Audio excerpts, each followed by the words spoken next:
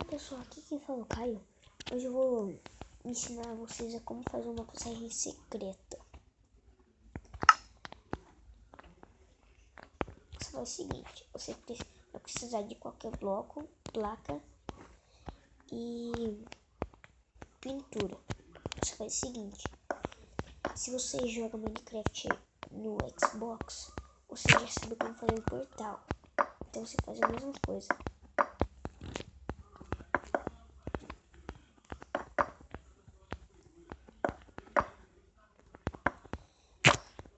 Daí aqui você coloca uma placa, aqui outra. Daí você pega aqui em cima da placa. Espero que eu fiz um meio alto. E aqui tem que pegar certinho. Só deixa eu pegar uma escada. Aí. Nossa. Não. Aí. Pronto. Você vai pra cima.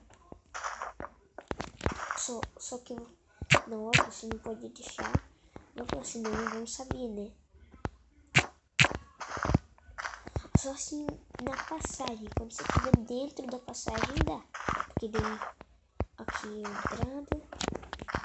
Saída. Beleza, vou sair.